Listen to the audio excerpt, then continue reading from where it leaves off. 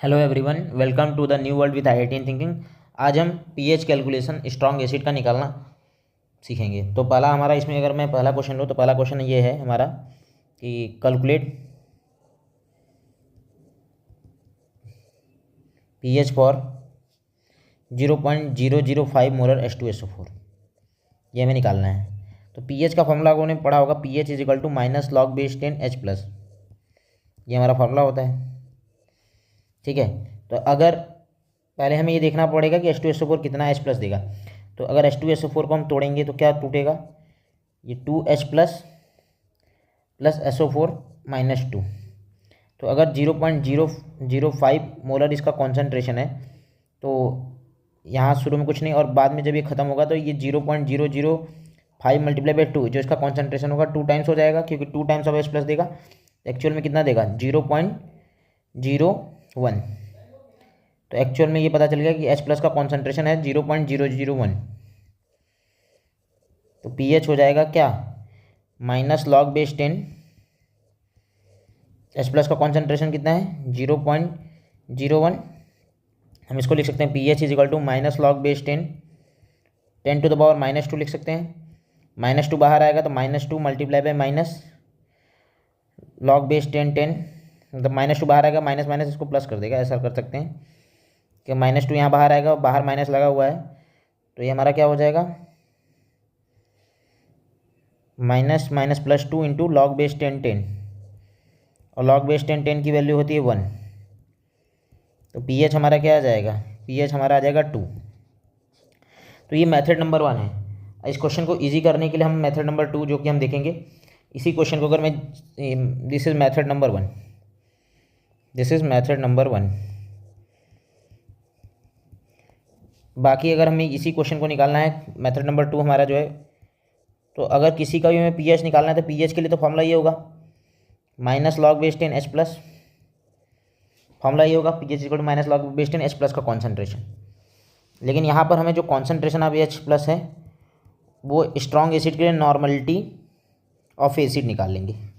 और normality of acid क्या होगा, molarity of acid multiply valency factor of acid, और डायरेक्ट हमारा जो नॉर्मलिटी एसिड आएगी वही H प्लस का कॉन्सेंट्रेशन होगा। जैसे इस क्वेश्चन में 0.005 मोलर H2SO4 है, तो कॉन्सेंट्रेशन मोलरिटी है 0.005 और वैलेंसी फैक्टर एसिड का क्या है 2, तो H प्लस का कॉन्सेंट्रेशन क्या आ जाएगा 0.01। अब H प्लस का कॉन्सेंट्रेशन पता चल गया जो कि नॉर्मलिटी ऑफ एसिड की, तो ये एक्चुअल में H प्लस का कॉन्सेंट्रेशन है। ठीक है, तो पीएच अब ये minus log base 10 H plus जो हमारी नॉर्मलिटी है वही हमारा H प्लस का कॉन्सेंट्रेशन देगा। Exact valency factor determining factor है, तो डायरेक्ट यहाँ लगा देंगे माइनस लॉग बेस 10 0.01, जिसको हम क्या बोल रहे हैं minus log base 10 to the power minus two बाहर आ जाएगा, तो 2 मल्टीप्लाई बाई लॉग बेस 10 इसकी वैल्यू 1 होती है, तो 2 मल्टीप्लाई 1, पीएच की वैल्यू क्या हो जाएगी, पीएच हो जाएगा हमारा 2। तो हमें पीओएच भी पूछ सकता है, जो पीएच हमें पता होगा पीएच प्लस पीओएच क्या होता है 14 होता है। तो अब सिमिलरली हम pH calculation for strong base भी निकालना सीखेंगे, pH calculation for strong base. तो यहाँ भी हमें क्वेश्चन देगा, तो पीएच पीओएच, पहले पीएच निकालना है तो सबसे पहले पीओएच निकालना होगा। पीओएच कैसे हो जाएगा, बेस के लिए पीओएच निकालते हैं पहले हैं, तो minus log base 10 OH minus का कॉन्सेंट्रेशन, और यहाँ पर OH माइनस का कॉन्सेंट्रेशन सिमिलरली वहाँ कैसे निकालते थे, नॉर्मलिटी ऑफ एसिड, यहाँ नॉर्मलिटी ऑफ हमारा क्या आ जाएगा बेस, नॉर्मलिटी ऑफ बेस जैसे OH माइनस अगर मैं निकाल लिया तो वही हमारा हो जाएगा। जैसे मैं अगर क्वेश्चन लिख लूँ, pH calculation for, calculate pH for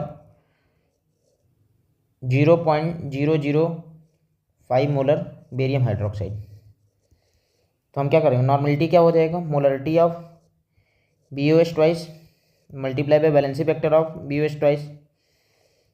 तो मोलरिटी दी हुई है 0.005, वैलेंसी फैक्टर 2, तो आ जाएगा 0.01 मोलर आ जाएगा, नॉर्मल आ जाएगा जो भी नॉर्मलिटी, और यही हमारा OH माइनस के कॉन्सेंट्रेशन के बराबर हो जाएगा। तो POH फॉर्मूले में रख देंगे minus log base 10, OH minus के कॉन्सेंट्रेशन है कितना माइनस लॉग बेस 10, ये 10 की पावर -2 आ जाएगा, बाहर आ जाएगा तो आ जाएगा माइनस माइनस +2 लॉग बेस 10, इसकी वैल्यू हो जाएगी 2। लेकिन अभी हमारा क्वेश्चन सॉल्व नहीं, हमें पीएच निकला है, पीओएच निकला है, हमें चाहिए क्या, पीएच। तो पीएच प्लस पीओएच होता है क्या 14, तो पीएच आया है 2, तो पीओएच इसका क्या हो, मतलब पीओएच आया है 2 और पीएच इसका निकालना है, पीएच आ जाएगा 14 - 2 दैट इज 12। आई होप आपको pH calculation for strong acid and strong base समझ में आया होगा। ठीक है, थैंक यू।